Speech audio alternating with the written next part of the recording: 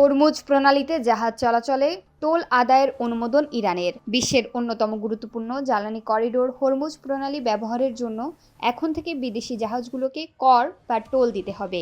এই সংক্রান্ত একটি বিলের অনুমোদন দিয়েছে ইরানের পার্লামেন্ট। ইরানের বিপ্লবী গার্ড কোরের সঙ্গে সম্পর্কিত সংবাদ সংস্থা ফার্স এই তথ্য জানিয়েছে। তেহরানের দাবি, এই জলপথের নিরাপত্তা নিশ্চিত করতে ইরান যে বিপুল অর্থ ব্যয় করে তার ক্ষতিপূরণ হিসেবেই এই শুল্ক আদায় করা হবে। ইরানি নীতি নির্ধারকদের মতে হরমুজ প্রণালীর একটি বড় অংশ ইরানের জলসীমার অন্তর্ভুক্ত।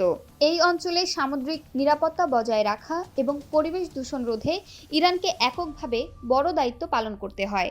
তাই আন্তর্জাতিক আইন ও সার্বভৌমত্বের দোহাই দিয়ে দেশটি বাণিজ্যিক জাহাজগুলোর উপর এই নিরাপত্তা কর আরোপের সিদ্ধান্ত নিয়েছে।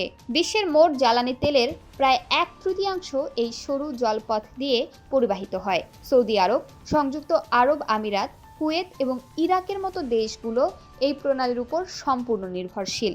ইরানের এই নতুন পদক্ষেপের ফলে বিশ্ববাজারে তেলের দাম এবং নৌ পরিবহন খরচ বহুগুণ বেড়ে যেতে পারে বলে আশঙ্কা করছেন অর্থনীতিবিদরা।